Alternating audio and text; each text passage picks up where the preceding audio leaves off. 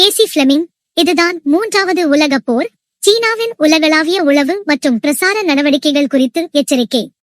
உலகளாவிய உளவு மற்றும் பாதுகாப்பு நிபுணர் கேசி பிளெமிங், சீன கம்யூனிஸ்ட் கட்சி சிசிபி மேற்கொள்ளும் உலகளாவிய உளவு மற்றும் பிரசார நடவடிக்கைகள் ஒரு புதிய வகை யுத்தம் என கூறுகிறார்.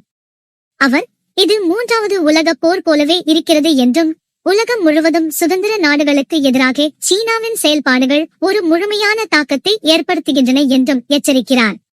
பிளெமிங், சீனாவின் 3 யுத்தங்கள் 3 வார்ஃபேர்ஸ் என்ற யுத்தக் கொள்கையை குறிப்பிடுகிறார். இது சோகஸ்மேலி, விக்கிபீடியா.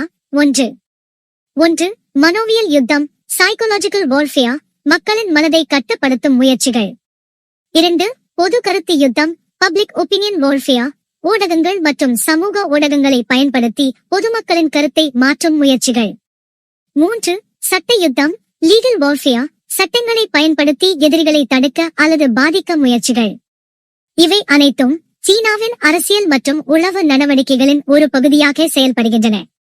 பிளெமிங், சீனாவின் இந்த நடவடிக்கைகள் உலகின் பல்வேறு நாடுகளில் உள்ள சீன வம்சாவளியினரை கட்டுப்படுத்தும் முயற்சிகளாகவும், தொழில்நுட்பங்களை திருடும் முயற்சிகளாகவும் மற்றும் உலகளாவிய பிரசார நடவடிக்கைகளாகவும் உள்ளன என கூறுகிறார்.